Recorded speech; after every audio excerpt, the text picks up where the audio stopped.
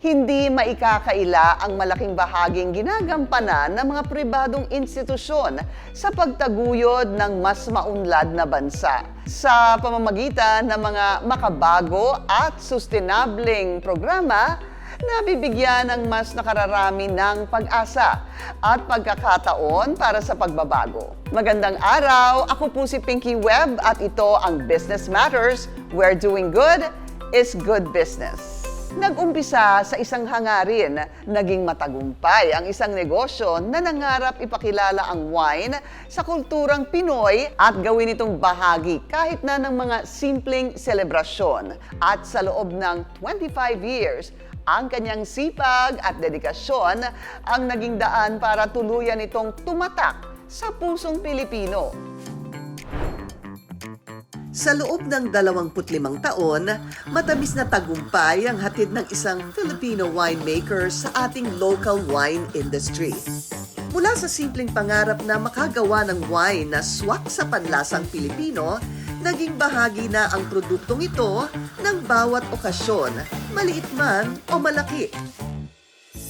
Can you tell us ano po yung inyong naging inspirasyon for Novellino 25 years ago? Beyond the business opportunity, kasi you always try to find a gap between, what people like and what they consume. I've noticed a big gap. I mean, wine has such a great image, no? I mean, like, social. Pangmayaman, gano'n. Pangmayaman. And then I said, kung ganun ka-taas ang image ng wine, bakit mababa ang consumption? So that's where we saw the gap, no? We had no wine. What were the challenges and what were your biggest concerns about it? Number one is the taste. The typical taste of wine is medyo mapakla, di ba? Second, the price. And of course, the third part was, how do you communicate? How do you advertise in a way that you can really convince people that, it's something for them and something that they will appreciate and actually buy. But, I think that we've come up with something unique. And appreciated by the consumers. It's become parang a staple, especially in Christmas, no? Yeah. Noche Buena. In fact, I've seen it quite a bit on special occasions like birthdays and stuff like that.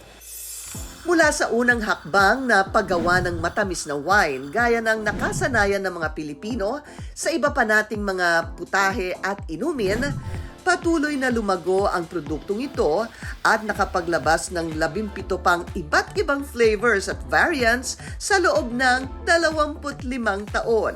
As a matter of fact, the most recent one was post-pandemic. You probably know that there was a liquor ban during that time. Paano to? Wala na kaming negosyo. So what we did, we came up with alcohol-free wines. Non-alcoholic. So, non-alcoholic, yeah. So that's an innovation that we brought to the market. And, interestingly, there's a lot of imports right now competing with us on that, field. But we still maintain the leadership.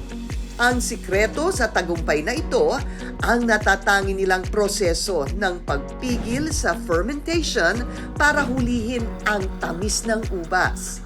In the past 25 years, did you have to make major changes? It's changing the process of winemaking, making it sweet instead of the traditional dry, Of course, we had to learn the technology from experts. We brought in experts from Italy to help us out. It's a process that requires quite a bit of sophistication. For example, you go to a regular winery anywhere in the world, most of what you see are just barrels or tanks.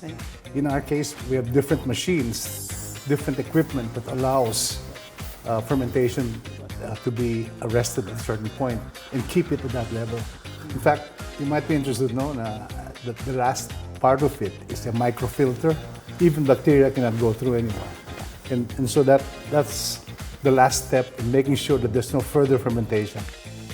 Hindi maikakaila ang laki ng naging impluensya ng kanilang produkto sa kulturang Pilipino. Dahil sa paglipas ng mga taon, naging bahagi na ito ng masayang selebrasyon na abot kaya para sa lahat.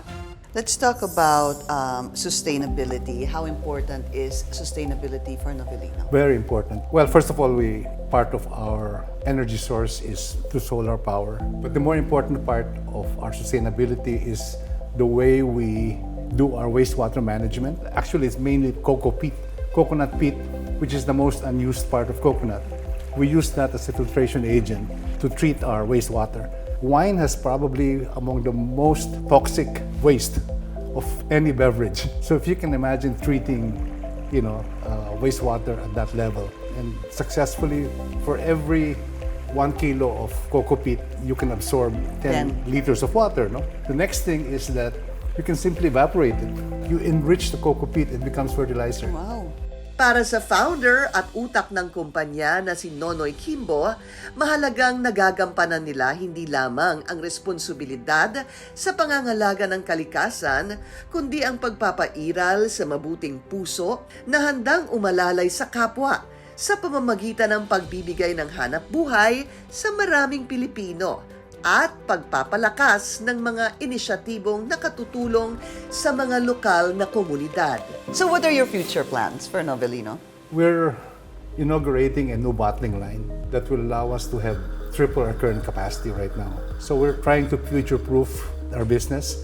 It's been growing, and we built our facility in Canlubang maybe 10 years ago, and we said, future-proofing namin was for 10 years. And exactly 10 years later, umabot kami sa point na kulang na yung capacity, so we have to expand. So you've surpassed your goals. Surpass the goals, and we've done the future-proofing in a way where very practical. For example, we need more warehouse capacity. So what we did, instead of building out more, we just built a very high ceiling or very high roof, and we're just going vertically. Vertical, yeah. Yeah, for the warehouse part. No? We thought of that too when we were building our facility. And even this new equipment that we're installing right now, we had a space allocated for that, and that's where we're putting it right now. Sa patuloy na pag-usbong ng masasabi nating natatanging wine na tatak at pusong Pinoy, isa sa mga bagay na maipagpapasalamat natin sa produktong ito ay ang paglalagay sa Pilipinas sa mapa bilang isa sa global producers of quality wine. So what we're hoping is it becomes a regular part of the repertoire of drinks of Filipinos, because it's affordable. It's something they can feel good about.